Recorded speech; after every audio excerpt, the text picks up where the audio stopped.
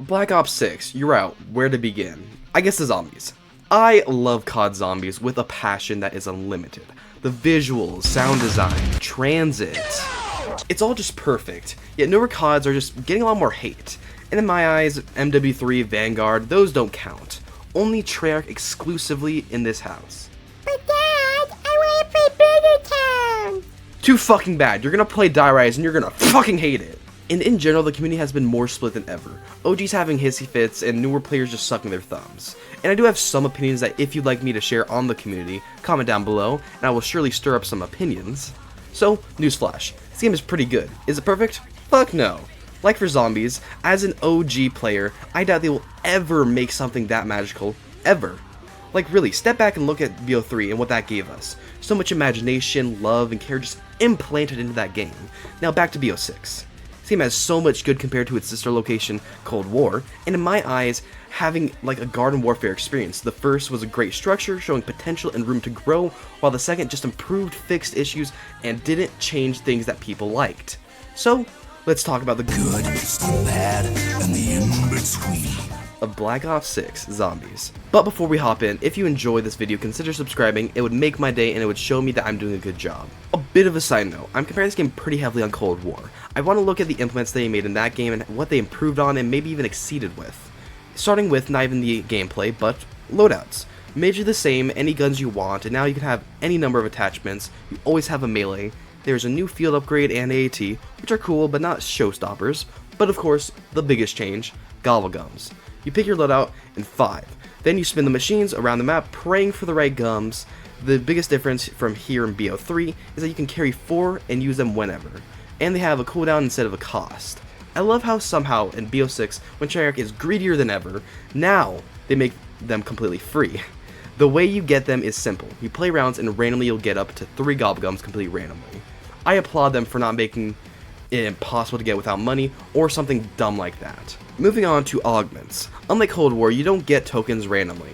You progress by playing the game and getting sort of skill tree-esque system, getting 3 minor and major augments that change the buffs of AATs, field upgrades, and perks.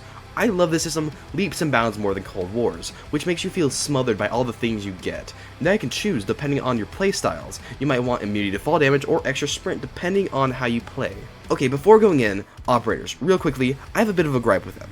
I love the fact that you can choose whether to play as the Zombies cast or whoever you want. However, I do not like how it does not translate to Liberty Falls at all. Tournaments, you get the full package of voice lines, talking with each other, and about map stuff. But even your buddy over there rarely talks on this map.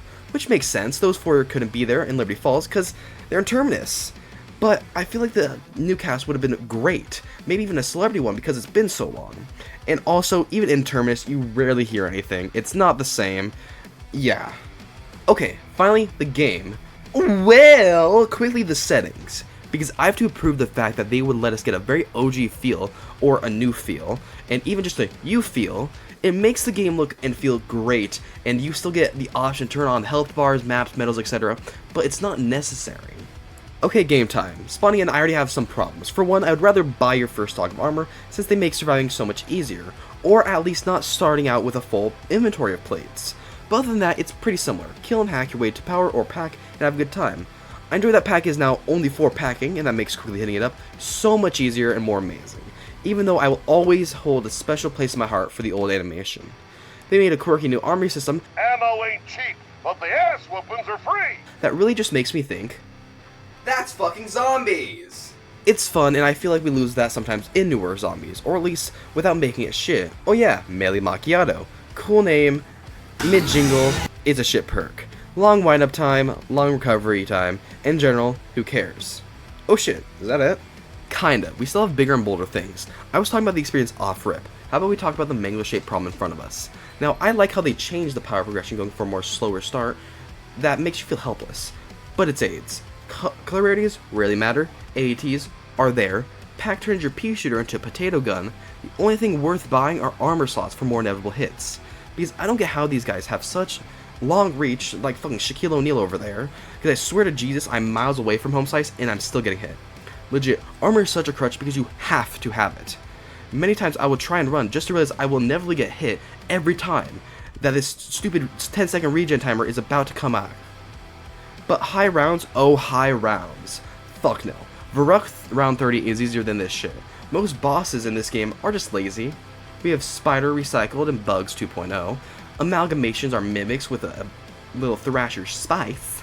But I can accept laziness, but the most lazy two are also the worst. Abominations. Feel impossible to kill. You're so preoccupied with the mass amounts of zombies hauling ass that you forget that sometimes someone's about to fire a big ol' laser beam. They almost never open their mouths, which makes them even worse. But hey, at least you only get 3 of those per round. Only 1? There we go. Manglers have no spawn limits, so you are actually able to have an entire football match in-game. And I mean both teams. These 2 cock-sucking bullet sponge dick wipes are the main reason I don't like the game at the moment. I don't care about the armies of Shaquille O'Neals, your dog shit weapons, or lazy reskins. I just don't like playing past round 30. That is when you feel like the game is just trying to kill you in real life. Okay, before I start seeing manglers in my dreams, let's talk about the bigger good parts. The maps in general are a lot better. I tend to play Liberty Falls just because I'd rather get penetrated by a small map, not by Shaquille O'Neal twice. But even though it doesn't compare to the imagination storytelling and grandiose of BO3, it's still a lot better than Cold War's maps, which were a lot more lazy, they reused a lot more, and in general just lack that kind of spark. You can see in some areas that there is that spark in this map, like when you go into the underground parts of Terminus, where like the mines are, or the comic book shop in Liberty Falls. There are those splashes of colors that feel nice. While if you look at something like, I don't know, Firebase Z, Richtofen coming back, awesome. How Sam works into it, awesome. And it might just be me, but I don't know which side to choose. And it's awesome. Yes, major dick move to imprison everyone in Requiem, but with what happened because of Weather and Sam, creating this weird feeling of, yes, he's up to something like Ricky T's always do, but it's hard to blame the man for hating the people who killed his wife and son. Ray gun, still better than ever. I love how they made this gun, once one of the worst, just by definition, into one of the best and most fun and feels awesome to use guns ever. Jet gun is back and massively improved with infinite ammo and an alternative firing type that makes everything, especially those manglers, die. And once again, another example of just turning the absolute worst pieces of trash into some of the best, most fun, and kind of actually innovative wonder weapons ever. And Beam Smasher is a cool laser gun with a very unique stun wave.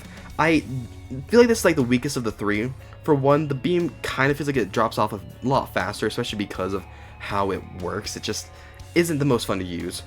But the stun part is actually really cool and unique, which makes you feel like you actually have a chance to kind of take control. Like you can aim for the manglers instead of having to, care about the hordes of zombies, then the manglers. There are a few more nitpicks and small praise I could give, but I think this should show enough. I think with most zombies, everyone can agree, it's not about how it starts, but how it finishes.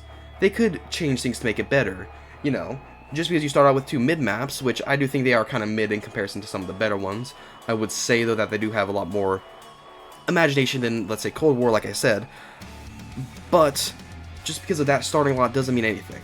BO2, for example, Transit, Die Rise, everyone was crying and bawling that Zombies was over, but then Buried, Mob, Origins, it all just came flying back with a and I feel like it could be the same here. I feel like the maps in general are better. I feel in general everything could be made better. I love this game. It takes so many elements and improves them from the last game, but it has 2 glaring issues that makes most of these positives almost not positives. One, and the lesser issue, is weapon power. I like how it is harder to get fully kitted out and points are actually feeling finite, but by round 30 I feel like I'm struggling with my guns. And of course boss zombies, I don't mind spamming vermin and spitters, but manglers and abominations are not okay. I don't feel like I should ever see more than 1 abomination around, even though I hate fighting them, period. And manglers are beefy, easy to kill, but against 20 of them feels impossible.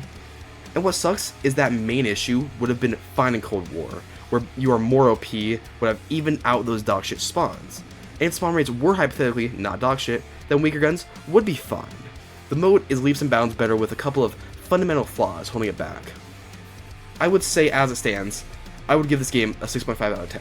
So much is there, yet overshadowed because I physically can't play past a certain point without getting an ulcer, which I think is a fair reason to dock it a lot because you're surviving.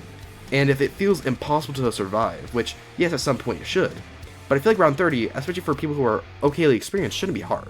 And it's more an endurance run eventually, which it should be. 20 Manglers is not my fault.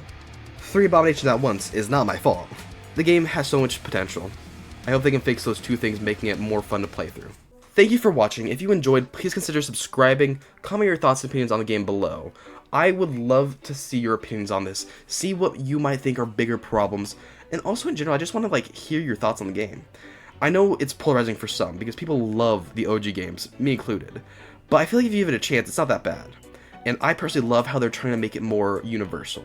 Even though they could make it more zombies feel, you know, it doesn't matter, as long as more people actually can enjoy it. And there is still that zombies fun in there, just isn't as cool looking. But, till next time, see ya.